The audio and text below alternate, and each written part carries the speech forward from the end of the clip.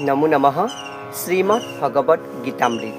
আজি শ্ৰীমৎ ভগবত গীতাৰ সাংখ্যযোগ নামৰ দ্বিতীয় অধ্যায়ৰ ২০ সংখ্যক শ্লোক মানে ২০ নম্বৰ সংখ্যক শ্লোকফাকি হৈছে এনেধৰণৰ: ন জায়তে ম্ৰিয়তে বা কদাচিন নায়ং ভূত্বা ভবিতা বা ন ভূয়ঃ অজো নিত্যঃ শাশ্বতো অয়ং পুৰাণো ন হন্যতে হন্যমানে শৰীৰে। উক্ত শ্লোকফাকি আত্মাৰ প্ৰসংগত ভগৱান শ্ৰীকৃষ্ণই অৰ্জুনৰ আগত অৱতাৰণা কৰিছে। সচৰাচৰ আপোনালোকে এই শ্লোকফাকি প্ৰায় প্ৰয়োগ কৰি থাকে আৰু শ্লোকফাকি যেতিয়া আদ্যশ্ৰাদ্ধৰ বিশেষকৈ নিমন্ত্ৰণী পত্ৰ প্ৰকাশ কৰা হয় তাত এই শ্লোকটো সচৰাচৰতে আৰম্ভণিতে দিয়া সকলোৱে দেখা পায়। এই শ্লোকফাকিৰ বা বিশিষ্ট শ্লোকফাকিৰ অসমীয়া অৰ্থ হৈছে এনেধৰণৰ: আত্মাটোৰ কেতিয়াও জন্ম নাই, মৃত্যু নাই, ইয়াৰ কেতিয়াও জন্ম হোৱা নাছিল, বৰ্তমানেও জন্ম নাই হোৱা আৰু ভৱিষ্যতেও জন্ম লাভ নকৰে।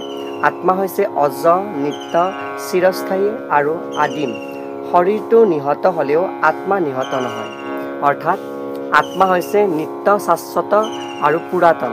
ইয়াত তাৎপৰ্যক্ৰমে কৈছে যে ই আত্মা অতি পুৰণি কালৰ পৰাই আছে, যাক ইতিহাসতো বিচাৰি নাপায়, কিয়নো ই অতীত, বৰ্তমান, ভৱিষ্যত ক'তো স্থায়িত্বভাৱে থকা নাই। ইয়াৰ স্থায়িত্ব অনাদিকালৰ পৰা অনন্ত কাললৈ। ইয়াত উল্লেখ কৰিছে যে গুণগতভাৱে পৰমাত্মাৰ যি এটা অনুপৰিমাণৰ অংশ সেয়াই জীৱাত্মা ৰূপে থাকে। অৰ্থাৎ পৰমাত্মাৰ ক্ষুদ্ৰাতি ক্ষুদ্ৰ এটি অণু যাৰ অংশস্বৰূপে জীৱাত্মাত বসবাস কৰে, সি পৰমাত্মাৰে সৈতে একেই। মানে সেই ক্ষুদ্ৰ অণুবিলাক হৈছে জীৱাত্মা, সেই জীৱাত্মাই পৰমাত্মাৰ সৈতে একেই। তাৰমানে দেহটোৰ যিদৰে পৰিৱৰ্তন ঘটে তেনে পৰিৱৰ্তন এই জীৱাত্মাটোৰ নঘটে। মানে দেহটোৰ যি পৰিৱৰ্তন হৈ থাকে, বৃদ্ধ অৱস্থাত ই ধ্বংস প্ৰায় হয়, কিন্তু সেই জীৱাত্মাৰ সেই ধ্বংস প্ৰায় নহয়, জীৱাত্মা একেই থাকে। কেতিয়াবা এই জীৱাত্মাটোক বোলা হয় অবিচলিত বা কুটস্থ। এই দেহটোৰ পৰিৱৰ্তন ৬ ধৰণত ব্যাখ্যা কৰিছে ইয়াতে। মাতৃগৰ্ভৰ পৰা জন্ম হয়, কিছুদিনৰ বাবে ইয়াৰ স্থিতি হয় আৰু ইয়াৰ বৃদ্ধি লাভ কৰে, ইয়াৰ গাত কিছুমান পৰিমাণৰ পৰিণাম ঘটে আৰু ইয়াৰ লাহে লাহে ক্ষয় হয়, অৱশেষত পাহৰণিৰ গৰ্ভত লীন হৈ যায়। কিন্তু আত্মাটো এনে পৰিৱৰ্তন হোৱা দেখা নাযায়। এয়া ৬টা আমাৰ শৰীৰটোৰ বিশিষ্ট পৰিৱৰ্তনৰ কথা উল্লেখ কৰিছে। লগতে ইয়াতে উল্লেখ কৰিছে যে শ্ৰীমৎ ভগৱত গীতাৰ এই বিশিষ্ট শ্লোকফাকি কথোপনিষদতো উল্লেখ পোৱা যায়। কথোপনিষদৰ প্ৰথম অধ্যায়ৰ ২য় বল্লীৰ ১৮ সংখ্যক শ্লোক, তাত মাত্ৰ এটা বিশিষ্ট পদৰ প্ৰয়োগ কৰিছে আৰু দ্বিতীয় পংক্তিত প্ৰথম শাৰীৰ এটি পৰিৱৰ্তন হৈছে কথাখিনি মাত্ৰ। সেয়া হৈছে এনেধৰণৰ: ন জায়তে ম্ৰিয়তে বা বিপশ্চিন না অয়ং কুতশ্চিন ন বভূব কশ্চিৎ অজো নিত্যঃ শাশ্বতো অয়ং পুৰাণো ন হন্যতে হন্যমানে শৰীৰে। অৰ্থাৎ শ্ৰীমৎ ভগৱত গীতাৰ সৈতে একেই বুলি কৈছিলোঁ। ইয়াতে শ্ৰীমৎ ভগৱত গীতাৰ ক্ষেত্ৰত উক্ত শ্লোকটিৰ পৰা এই কথোপনিষদৰ বিশিষ্ট শ্লোকফাকিত এটি বিশেষ পদৰ বা বিশেষ শব্দৰ ইয়াতে ব্যৱহাৰ কৰিছে। সেয়া হৈছে বিপশ্চিত।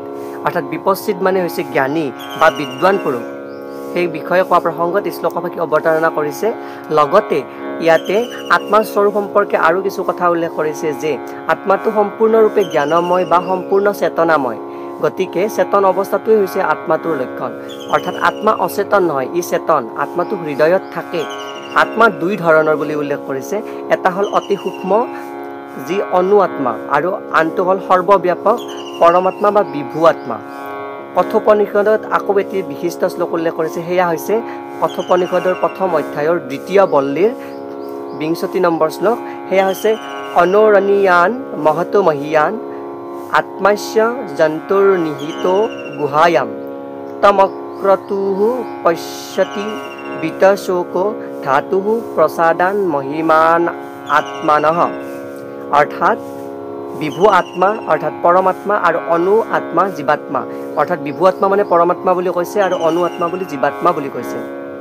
এই দুয়োটাই একেজুৰি দেহ বৃক্ষতে অৰ্থাৎ জীয়াই থকা প্ৰাণীৰ দেহখন হৃদয়তেই থাকে।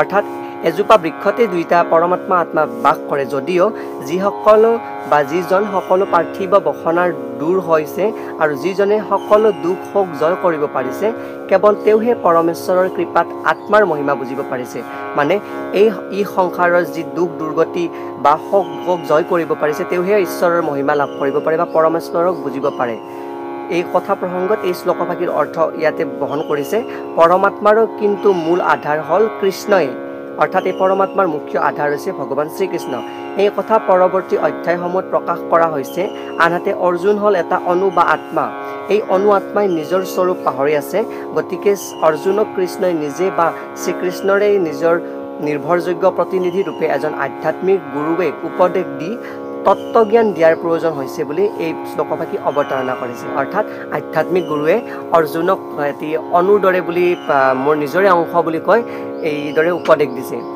তাৰোপৰি ঈশ্বৰ কৃষ্ণ মিশ্ৰৰ দ্বাৰাই বিৰচিত তৰ্ক ভাষা নামৰ এখনি ন্যায়ৰ বিশিষ্ট গ্ৰন্থত উল্লেখ কৰিছে যে আত্মাৰ স্বৰূপ সম্পৰ্কে এনেদৰে আত্মত্বা ভাৱ সম্বন্ধবান আত্মাহা অৰ্থাৎ আত্মাৰ সামান্য গুণ 5 প্ৰকাৰৰ হেয়া হৈছে সংখ্যা পৰিমাণ পৃথক সংযোগ আৰু বিভাগ লগতে আত্মাৰ আত্মা আৰু এটা বিশিষ্টভাৱে 9টা আত্মাৰ বিশেষ গুণ আছে হেয়া হৈছে বুদ্ধি সুখ দুখ ইচ্ছা দ্বেষ প্ৰযত্ন ধৰ্ম অধৰ্ম আৰু সংস্কাৰ এই বিশেষ গুণ সপ্তৰ ভিতৰত 3টা ঈশ্বৰত বসবাস কৰে সেই 3টা হৈছে বুদ্ধি ইচ্ছা আৰু প্ৰযত্ন লগতে আৰু আত্মাত বসবাস কৰা অনিত্য গুণসমূহ হৈছে সুখ দুখ দ্বেষ ধৰ্ম অধৰ্ম আৰু সংস্কাৰ আৰু প্ৰথম দুটা বুদ্ধি ইচ্ছা আৰু প্ৰযত্ন এই 3টা ঈশ্বৰত বাস কৰা বা পৰমাত্মাত বাস কৰা বিশিষ্ট গুণ এইখিনি